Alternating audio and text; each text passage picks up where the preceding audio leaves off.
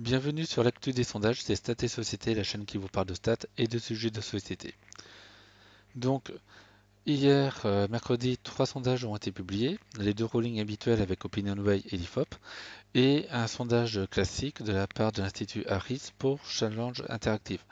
Alors, désolé, au moment où j'enregistre, le site de l'IFOP n'est pas accessible, donc j'ai pris les pages de LCI qui est un client de l'IFOP. Alors, ça sera un petit peu moins complet, mais on aura quand même pas mal de choses à dire.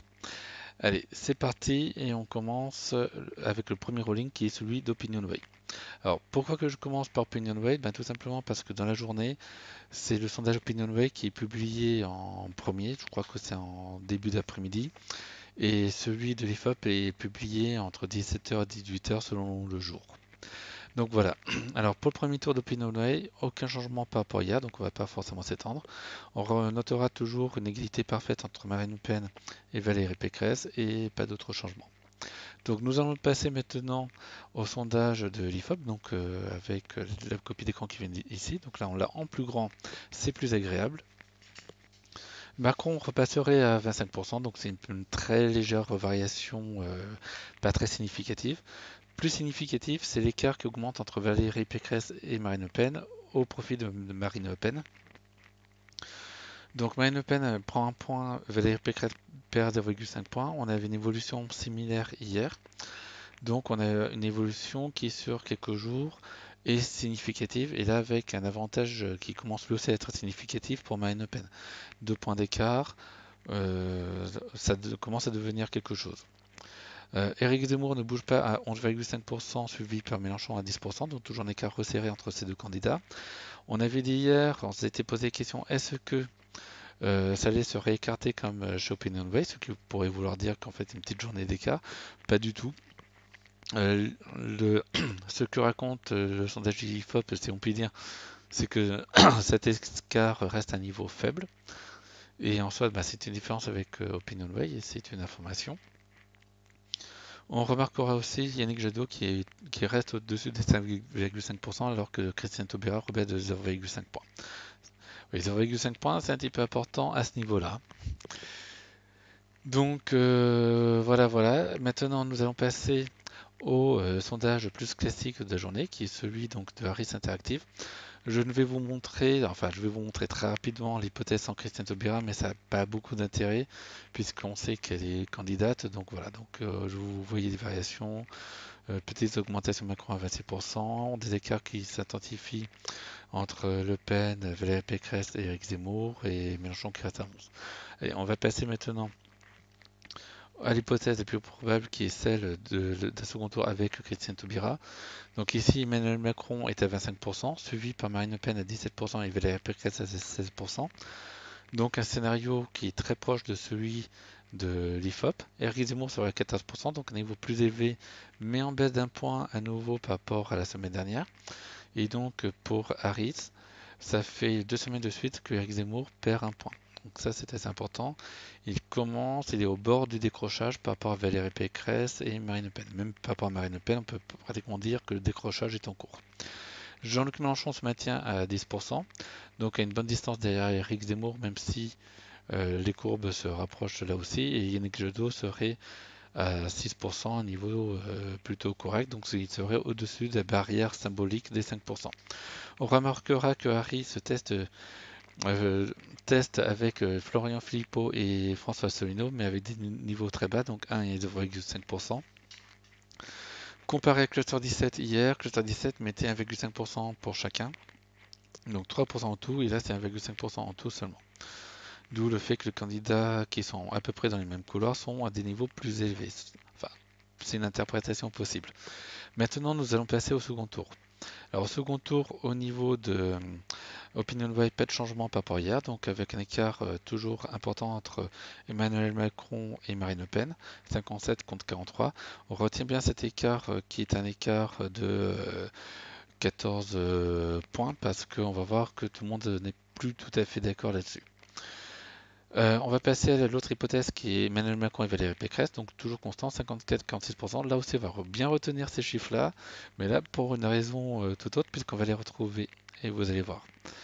Donc maintenant, si on prend le sondage IFOP, donc en fait IFOP donne 54-46% pour les deux hypothèses de second tour, donc 54 pour Macron et 46% soit pour Marine Le Pen si c'est elle qui est au second tour, soit pour Valérie Pécresse si c'est elle qui est au second tour. Ce qui signifie que les courbes d'Emmanuel Macron et de Marine Le Pen tendent à se rapprocher encore un petit peu, donc c'est une progression que l'IFOP note depuis maintenant plusieurs jours, donc qui est progressive. On est passé de 58,42 à 54,46%. C'est toutefois une progression qui n'apparaît pas de la même manière dans tous les instituts de sondage. On va peut-être le voir encore après. Et par contre, Valérie Pécresse qui, elle, redescend, donc elle était à 46%. Mauvaise nouvelle pour elle, puisque selon l'IFOP, en fait, elle ne fait pas mieux que Marine Le Pen. Donc ça, c'est probablement un petit coup sur le moral des équipes de campagne. Alors c'est vrai que habituellement, les sondages donnent un écart plus faible entre Valérie Pécresse et Emmanuel Macron. Donc l'IFOP est le premier institut de sondage qui donne le même écart. On sait très bien que l'un des arguments de Valérie Pécresse est d'être celle qui a le plus de chances de battre Macron. Ce n'est plus le cas pour l'IFOP. Voilà ce qu'on peut dire ici. Maintenant, nous allons passer à Harris Interactive, donc les seconds tours selon Harris Interactive. Hop, ce sont les boutons qui sont en bas.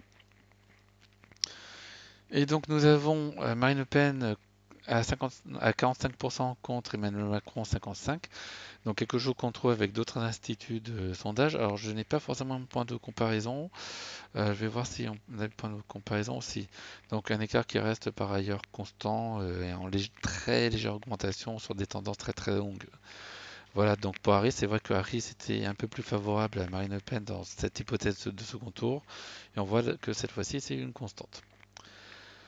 Maintenant, pour Valérie Pécresse, 54,46%, donc pas très différent du second tour avec Marine Le Pen. Donc là encore, c'est une plutôt mauvaise nouvelle pour Valérie Pécresse, surtout qu'il y a la semaine dernière, l'écart était nettement moins important. C'était un écart de 52,48. Donc quelque chose en faveur d'Emmanuel Macron, mais plus resserré. Et en plus, avant, l'écart c'était 51,49%. Donc là encore, pour Harris Interactive, les chances de Valérie Pécresse de battre Emmanuel Macron sont en train de s'éroder. Voilà, donc au niveau des hypothèses avec Éric Zemmour, pas de changement, toujours un écart très important, 63-37%, je ne vais pas trop m'attarder. Et les probabilités, donc les chances d'Éric Zemmour de battre Emmanuel Macron, donc là on est à 3 mois du second tour, on va commencer à être à 3 mois du second tour. C'est un énorme retard à rattraper, peut-être assez difficile et de moins en moins testé par les instituts de sondage par ailleurs. Donc voilà. Alors un petit bilan plus global, c'est que en fin de semaine dernière et durant le week-end, j'avais fait un bilan de la semaine. Et ce que j'avais noté, c'est que Valérie Pécresse et Éric Zemmour, qui semblaient pas être très en forme les semaines précédentes, avaient repris un petit peu de poil de la bête durant la semaine dernière. Notamment Valérie Pécresse qui avait réalisé une très bonne opération avec des sondages de second tour resserrés, en repassant dans plusieurs sondages devant Marine Le Pen et en étant à égalité parfaite sur tous les instituts de sondage. Pour ce début de semaine, ce n'est pas le même scénario, donc ce sont des sondages qui lui sont moins favorables. Donc elle repasse derrière Marine Le Pen, donc avec quand même une marge d'erreur toujours resserrée, c'est-à-dire que l'écart est inférieur à la marge d'erreur par rapport à Marine Le Pen, mais elle est derrière Marine Le Pen. Et pour Éric Zemmour, en fait, les points qu'ils semblaient avoir repris pour le premier tour, ils semblent les reperdre à nouveau. Voilà. Donc voilà ce qu'on pouvait dire sur ces sondages. Donc là-dessus, nous allons arrêter la vidéo. Donc je vais vous dire, alors, je vous conseille toujours de vous abonner et de cliquer sur la cloche. Donc on a dépassé les 40 abonnés. Je suis très content. Les vidéos sont de plus en plus regardées. Je suis très content aussi.